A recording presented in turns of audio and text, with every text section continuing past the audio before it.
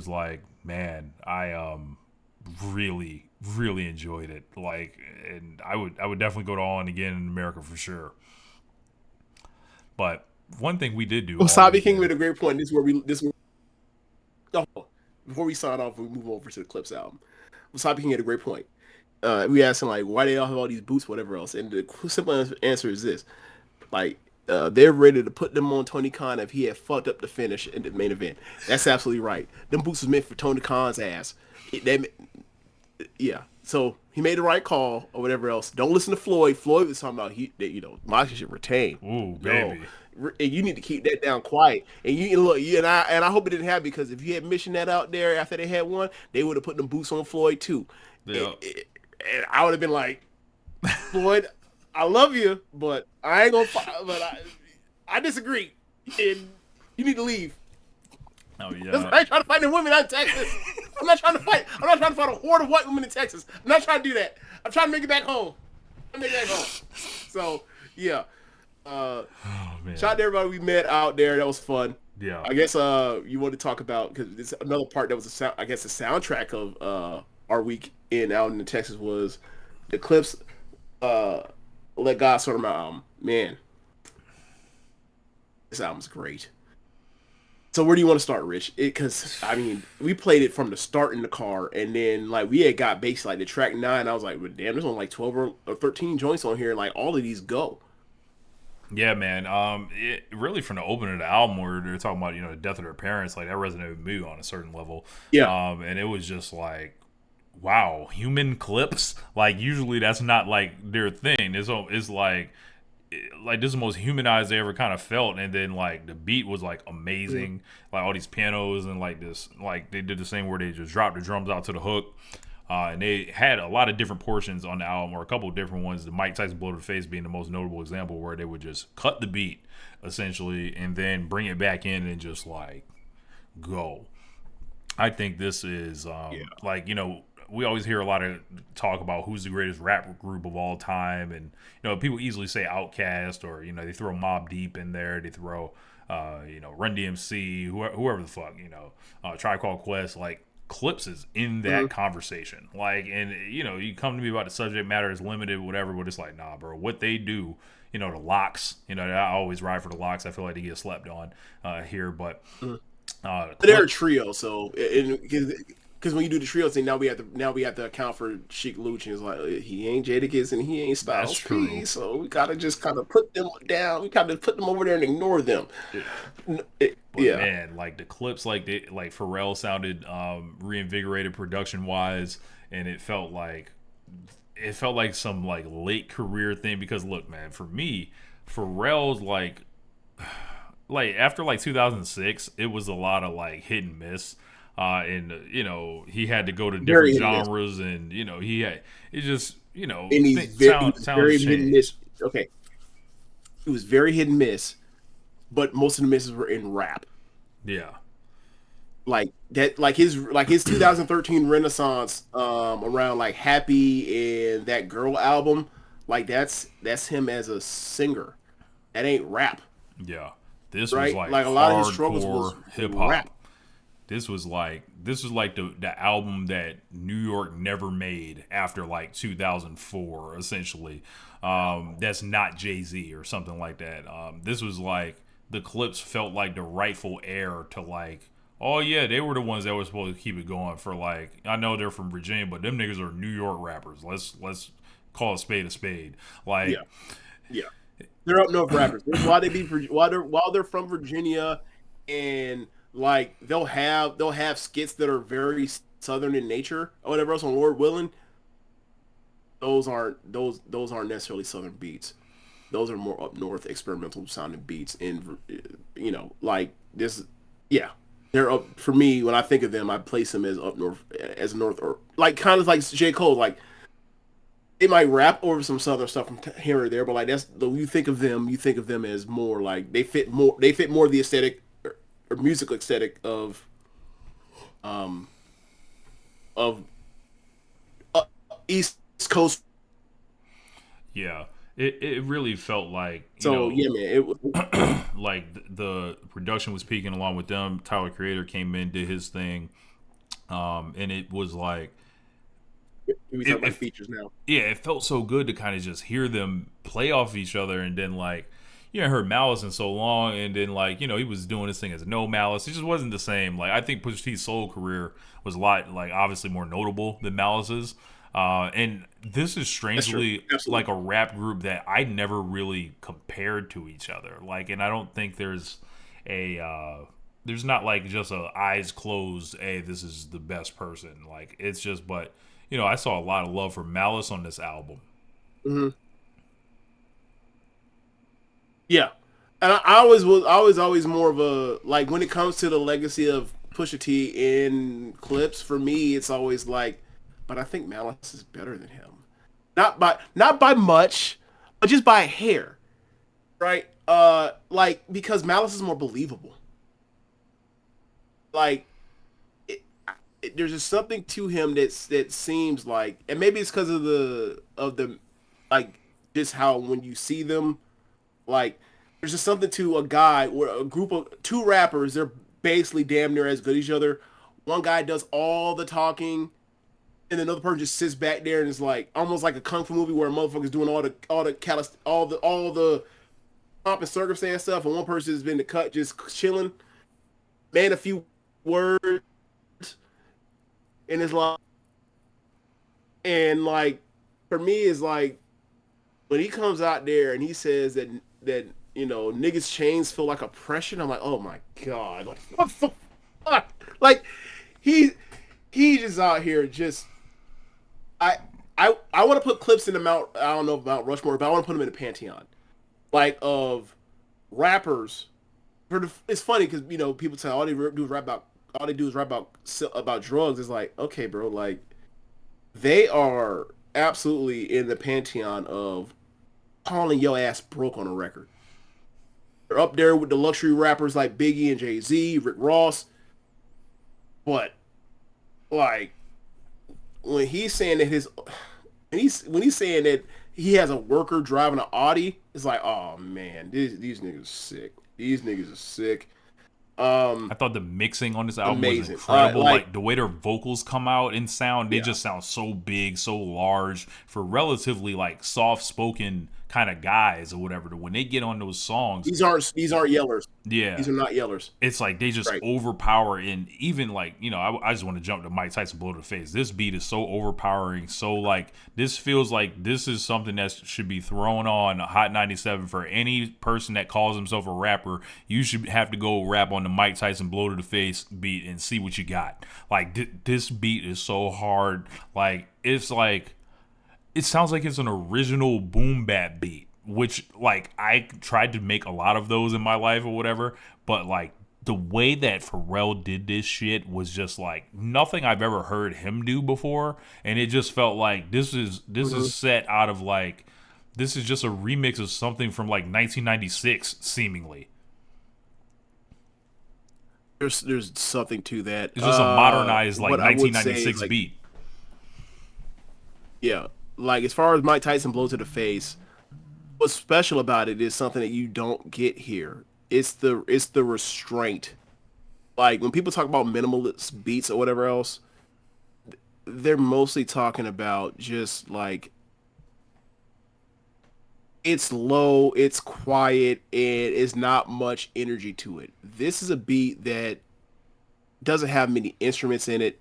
And if you were to track out every single thing and just loop it and try to listen to it for like, I don't know, It's like six sounds in the beat, let's maybe. say let's say for 32 bars, eventually you would get tired of it. It's one of them beats where like if someone plays it, you're like, yeah, it sounds nice, but like how do I format this for a beat? The idea that they're going to basically rap like 8 bars or whatever else a cappella and then the beat kicks in, it just adds to it. And it's one of those old ways of doing the ear making a song sound addictive to you that like we have lost in formatting of records for rap, especially rap records. Like, and this you heard me talk about this before, like the lost art of DJs being the producers and knowing how to format records for radio play and for the club is a lost art that we've lost with the iPadification of or sorry iPodification of DJs, where they just everyone can be a DJ. It's too easy to be a DJ now, and so he didn't learn how to format these records, whatever else. And now it's changed. Now Pharrell's not a DJ. Pharrell has DJ tricks. Like if you listen to when's the last time another Clipse out record, there's scratches on there, right? And vocal flips that feel like scratches or whatever else. Because he grew up in that era when motherfuckers had DJing in the records, right? So like that idea isn't foreign to him. That like let them rap acapella, then we kick the beat in, and then we drop it again for when Malice comes in. Yeah. It was awesome. It was awesome. So yeah, That shit had me like ready to just and, pull the phone out and just oh, I want to rap too. Shit. I mean, I was that shit took me to outer space. No. That shit took me to outer space.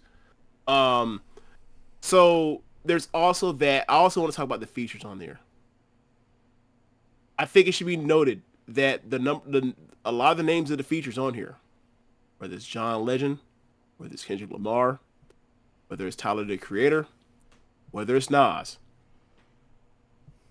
it's a number of people on here that are that kind of on the hey let's get together and make songs and kind of like stand against some notable people in the rap industry because we've been at all of some of these people or we have something to say. So you know, as you mentioned, the intro, which is an incredible intro, it is really actually a courageous intro because that's really bold to go out there and do your emotional humanity song as the intro. Right, to talk about Pusha talk about his mom, how dealing with his mom's death, also on his dad's death following in the next verse. John Legend there, notable person that has been on the outs with Kanye since Kanye became a Nazi. Right there, Pusha T, his history of good music, and now having to spend a bunch of money to get out of his deal with good music, doing the Rock Nation thing now. Doing all these press tour runs talking about me and Kanye can't be friends no more because Kanye knows he's very intuitive and he knows I don't respect him as a man anymore. Amazing. Right, like that's really cutting to say on a publication or media. So you got that second track, Whips and Chains with Kendrick Lamar.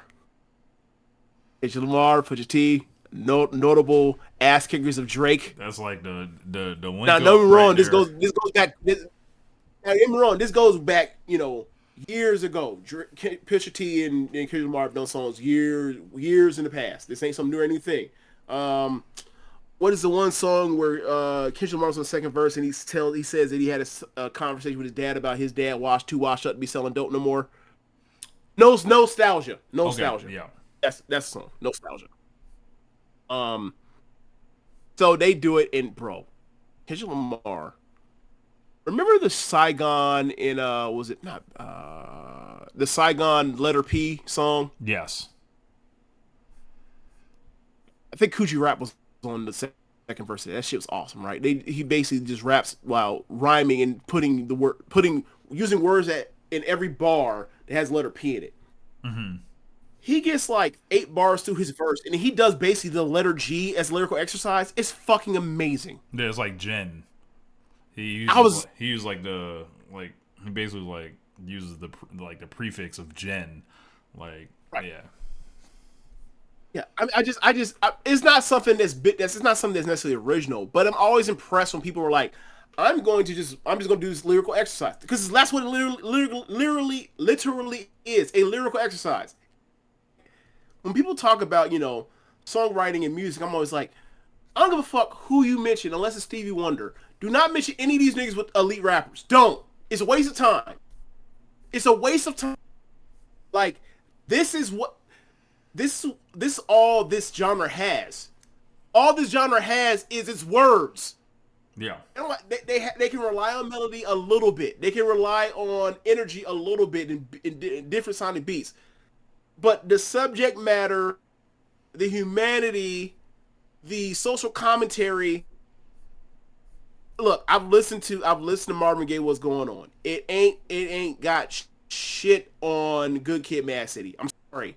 As far no, no, and I'm going further and further and further. Like storytelling is just another is a whole nother level. I'm sorry, but yeah, man. Uh, you got that with Kendrick Lamar. You got Tyler the Creator on his verse talking about like uh, you could either basically like you along the lines of you could die a hero or live long to be a villain, and he basically is like you live long enough to tap dance. And then he goes on to say, I'll probably outgrow my heroes. He's talking about Kanye. He's clearly talking about a Kanye, punching at Kanye. That's another one. Whereas on the fuck, friends, I'm bringing on enemies of my former friends, or enemies of my enemies, and it's just like then you bring on Nas when Nas had the whole situation with Kanye going on some fucking rant about how he was talking about Push T at the time. What I like giving these classic albums to Tiana Taylor and Pusha T and Nas rapping off beat on my fucking shit. Oh, okay, all right. Well, you don't have Pusha T to write your rhymes anymore, so now you're relying on Dave Blunt's Have at it. for that bullshit. Sorry. I said, have at it. Yeah, have at it with that. And Nas, once he immediately got away from you, you have this King Disease series. So, who was really the problem? So he comes on there. So Nas comes on Chandeliers. That beat is great. And then the beat where the horn, It's just the the Nas horn part. edit part for Chandeliers version takes it a whole other level. Like man, this album's awesome. This album's awesome. Yeah, Brewhaven. To it. Dave Blunt is writing that all that new Kanye music. Like Dave Blunt is writing all that shit. That Hell Hitler shit, Dave Blunt wrote that for Kanye. Yeah. So yes, Kanye's working with the meme niggas now because he's alienated himself from the whole industry because no one wants to work with a Nazi, especially a black one. Yeah, yeah. And he's independent now. He's just like me in a way, but yeah, I love this. Wouldn't be want to make any comparisons of Kanye West and Rich Lotta at all. I don't want to be doing that. But yeah, man, I love this album. I look forward to like sitting with it even more because it's like we were listening to it on the way. I was listening to it on the plane or whatever, and I'm just like, I feel like I'm just gonna get more the more I kind of sit with it, and I want to like the Clipse out like the Clipse albums make me want to listen to other Clipse albums. Like I never really loved Hell Have No Fury the way like everyone else did. Like they gave that shit like 5 mics. I was like, Lord Williams is way better than that album. Like, what the fuck are we doing? Like, and same. So Same. like, I always like Lord Williams in my regular rotation anyway. So I'm just gonna say it here. Can I get the Hangman Page edit over Virginia, and then like him in and the whole shit where he says the Virginia's for lovers, him in that shirt where he had it, and then hanging Moxley at the end, and he said, "Where we hang niggas at?" Like I need somebody to put this together. Like I know I saw somebody do a whips and chains edit or whatever. I got tagged in on Twitter. Okay. But it was like, nah, man, I need the Hangman Page over Virginia. Like, I'm for Virginia. We ain't shit to do with Cook. Like, we need that for the zeitgeist. Let's just say that. But, yeah, I guess that we can leave it there, man. Okay, y'all. Thanks for listening. That's the end of the show. If you are watching from the stream, be sure to go to the show notes when the podcast is up and go to the Red Circle link to donate there. And check out our Chop Tees show link, and you can check out 1H Radio merch made by Chop Tees, and be sure to listen to other shows on the network. Besides 1H Radio, you have Keeping It Strong Style, I'm gonna say Rick and Clive. That's crazy. All things elite, AEW Mad, Wrestling Hour with Chris Things, MSW Adventure, the Trish and Sarah Wrestling Podcast, and Tomo Talk. Thanks for listening, y'all. Later. Fuck the Fed.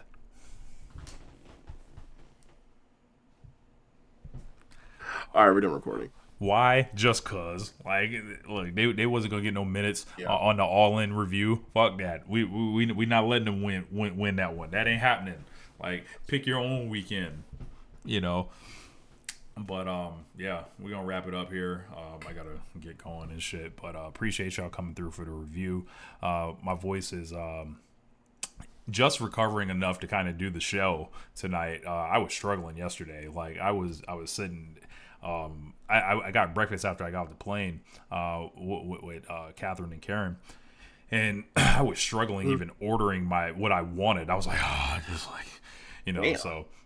But I went back to the I didn't dojo. realize your voice was that messed up. Yeah, it just like crept on me or whatever. But so like, but it started feeling better all throughout today. So like, but All right, yeah, that's good. so like, went to the dojo today, trained hard, and I wasn't in too bad a shape. I went real hard actually. So it turns out missing that 7 a.m. workout didn't kill me or anything. But yeah, man, hope you guys enjoyed I the mean, show.